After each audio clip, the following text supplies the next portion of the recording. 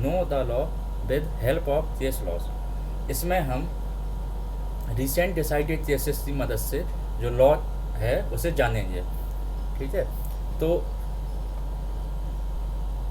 आज हमारा जो टॉपिक है ये है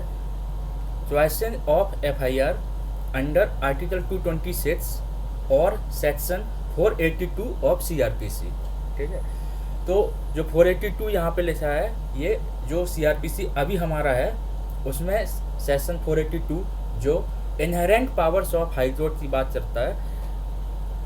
अभी उससे हिसाब से ही है। अभी रिसेंटली हमने सुना था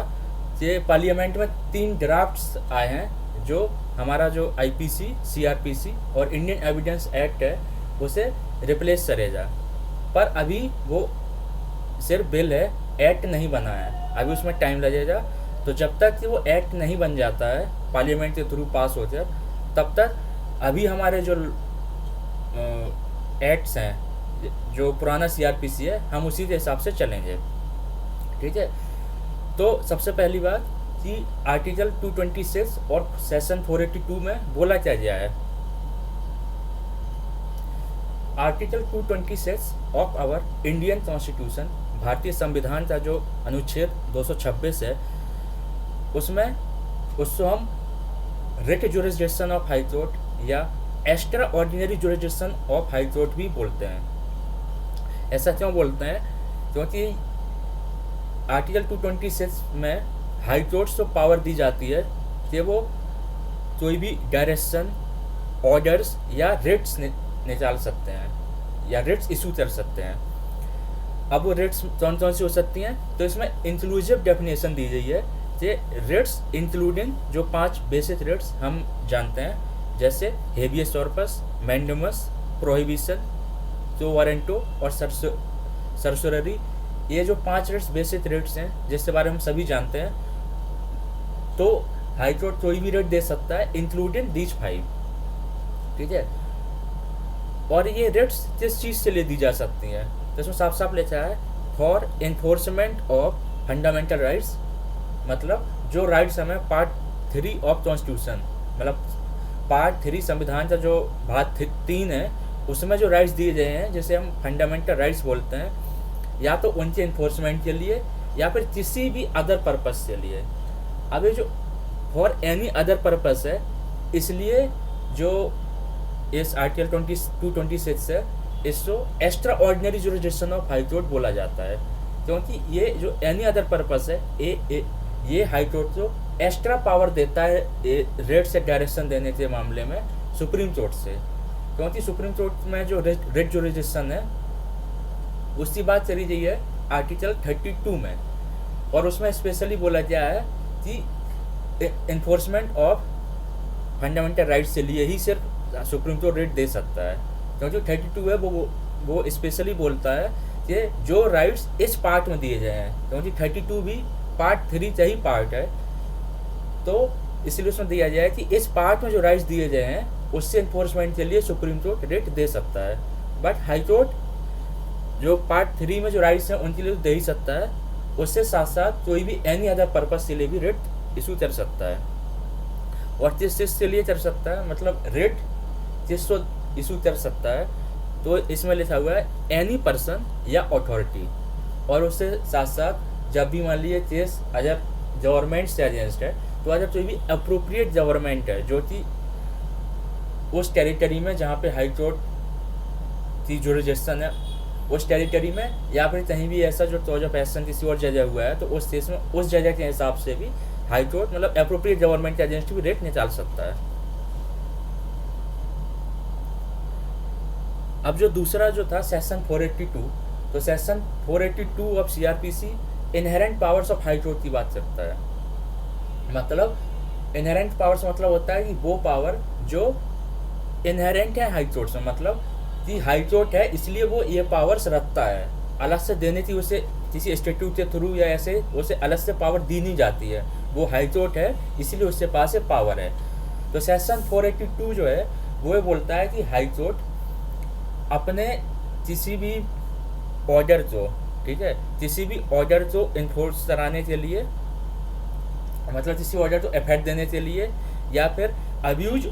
और प्रोसीजर्स ऑफ कोर्ट, ठीक है, कोर्ट के जो प्रोसीजर्स हैं उससे अब्यूज ना हो, इससे बचाने के लिए, और to secure ends of justice. इन 3 ग्राउंड्स पर हाई कोर्ट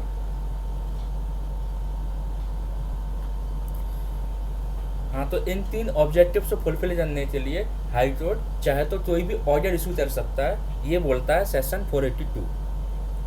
अब हम आते हैं जो हमारा मेन टॉपिक था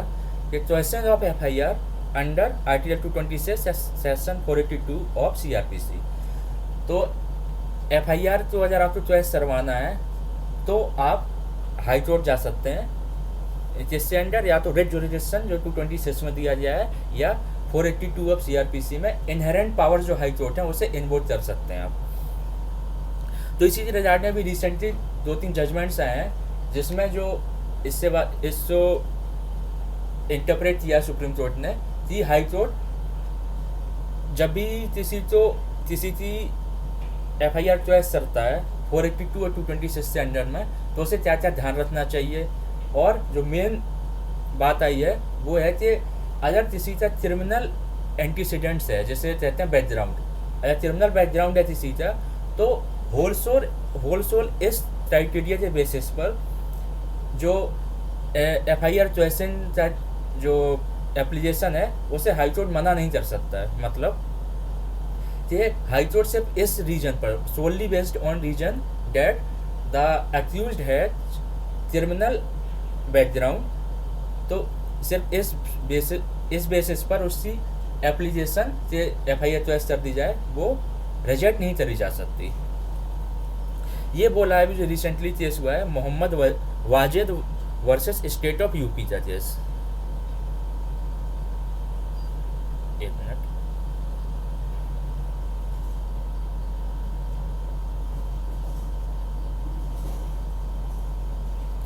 ये Mohammad Wajid versus state of UP का केस है। तो इसमें जो मेन फाइंडिंग करी,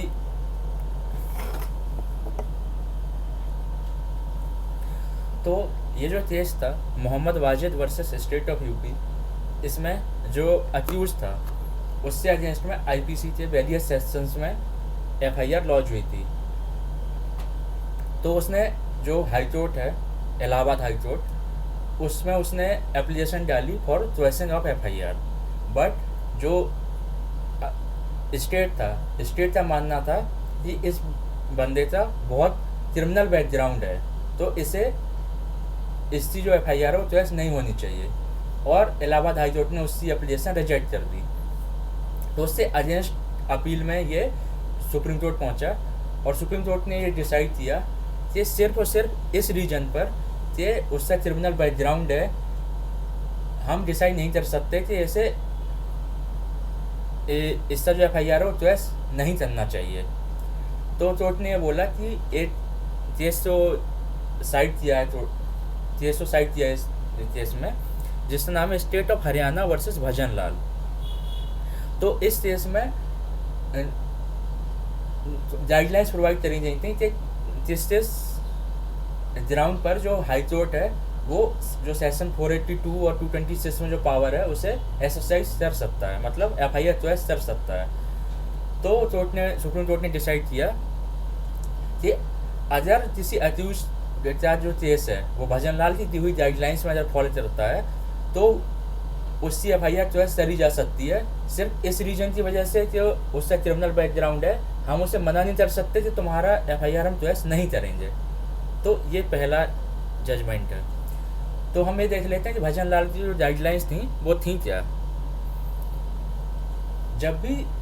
कोर्ट्स किसी केस को ऐसे साइड करते हैं तो इसका मतलब है कि जो पुराना केस है वो उस लॉ को डिफाइन कर रहा है, ठीक है। जैसे इस केस में बोला गया कि भजन लाल की जो गाइडलाइंस दी गई थी,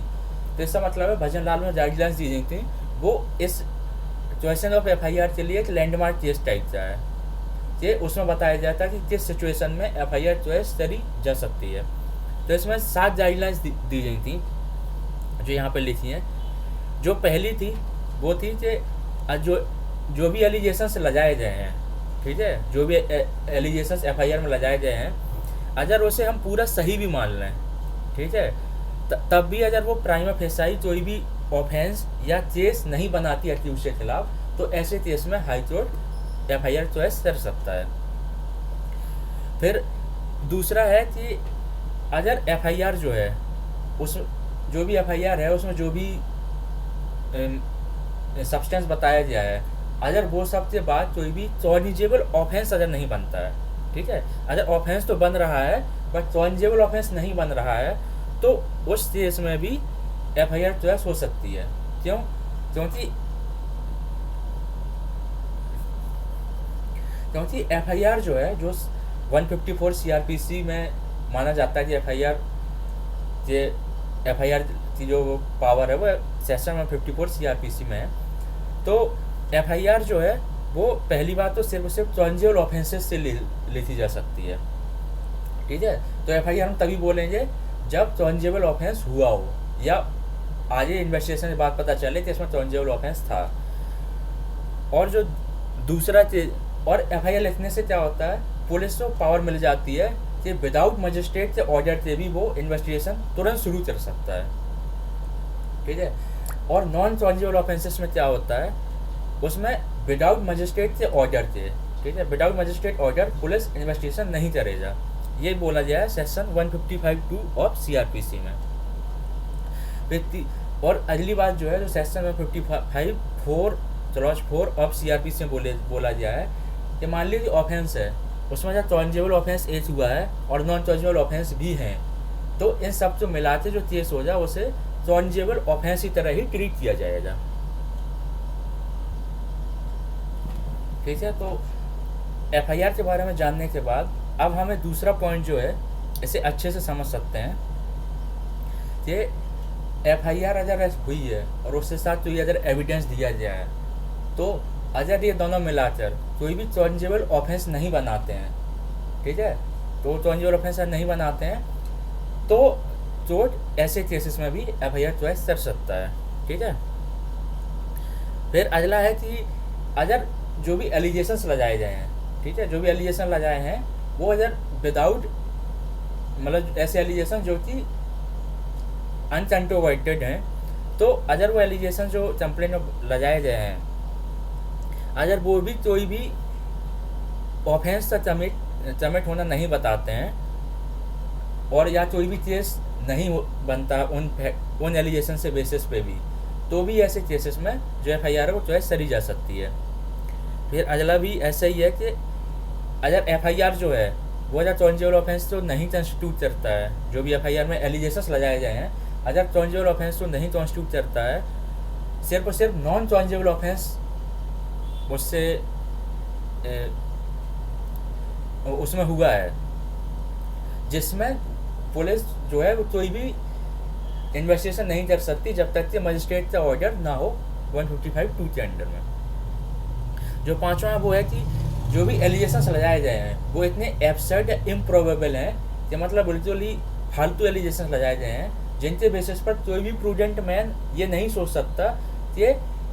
ऐसा ऑफेंस कुछ हुआ हो जाए, ठीक है। मतलब बहुत ही बेसलेस एलिगेशंस आप बोल सकते हो, अगर ऐसे लगे हैं, तब भी ऐसे केसेस में हाई कोर्ट FIR चॉइस कर सकता है। फिर अगला है कि अगर कहीं भी एक्सप्रेस लीगल बार है, बार मतलब होता है कि ऐसा नहीं करना है, कोई एक तरह से रिस्ट्रिक्शन है, और वो भी एक्सप्रेस मतलब कि कहीं कोर्ट में डायरेक्ट लिखा हुआ है, ठीक है। तो या तो एक्सप्रेस लीगल बार हो, या कोई प्रोविजन हो कोर्ट में या उस एक्ट में जिससे अंडर प्रोसीडिंग चल रही है उसमें कोई अदर मैकेनिज्म हो जिससे जो रिग्रेसल है, ग्रीवियंस है, वो हो सकता है, उसके अंदर एक प्रोसीजर दिया गया है, तो ऐसे केसेस में भी FIR चॉइस हो सकती है। और लास्ट है कि जहाँ पर जो भी क्रिमिनल प्रोसीडिंग स्टार्ट हुई है, क्योंकि हम बोलते हैं कि FIR जो होता है वो मतलब initiation of the criminal proceeding होता है, तो जो भी ये क्रिमिनल प्रोसीडिंग है वो सिर्फ और सिर्फ मेलाफाइड, मतलब किसी ने सिर्फ अपना बदला निकालने के लिए मेलाफाइड इंटेंशंस, मतलब खराब इंटेंशन से ही प्रोसीडिंग शुरू कर दी गई है, ठीक है। उसका जो एंड ऑब्जेक्टिव है वो जस्टिस लेना नहीं है, उसे सिर्फ अपना बदला लेना है या फिर ग्रजेस निकालने, पर्सनल ग्रजेस निकालने हैं, और उसने मेलाफाइड इंटेंशन के साथ FIR करी है। अगर ऐसा लगता है कोर्ट को, तो भी ऐसे केसेस में FIR चॉइस हो सकती है। तो ये थी भजन लाल की गाइडलाइंस, जो एक लैंडमार्क जैसा मान सकते हैं क्वेश्चन ऑफ FIR के मामले में। फिर इसी से रिलेटेड एक केस और है सलीम का।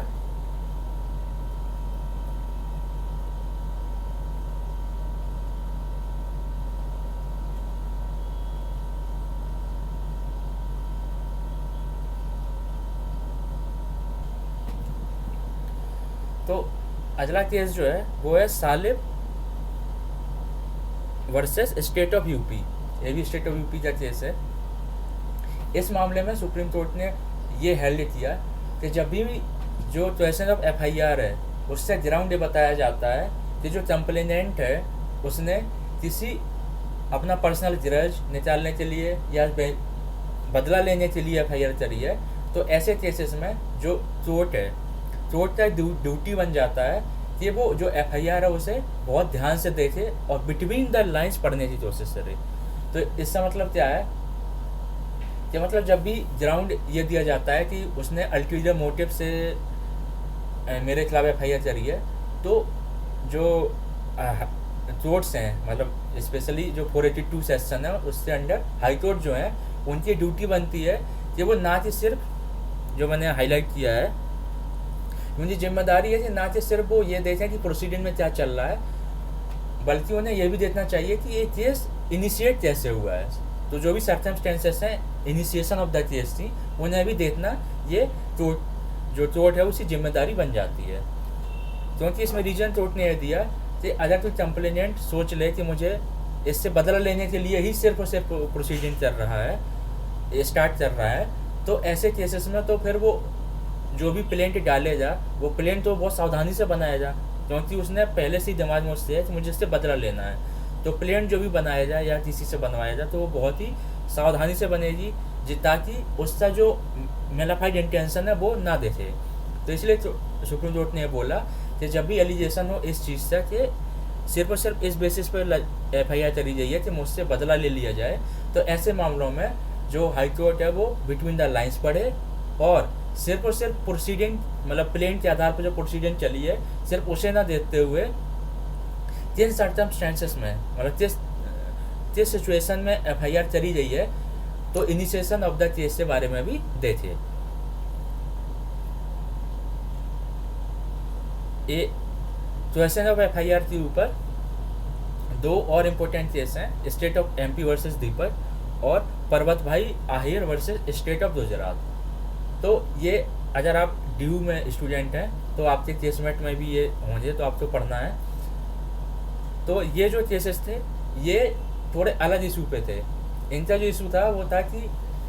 क्वेश्चन ऑफ FIR करवा रहे हैं, बट ग्राउंड जो है वो ये है कि जो पार्टीज हैं उन्होंने आपस में समझौता कर लिया है, तो उससे रिगार्डिंग गाइडलाइंस दी गई थी इन केसेस में। तो अगर आप चाहेंगे तो हम इन पर भी वीडियो बना सकते हैं। Thank you.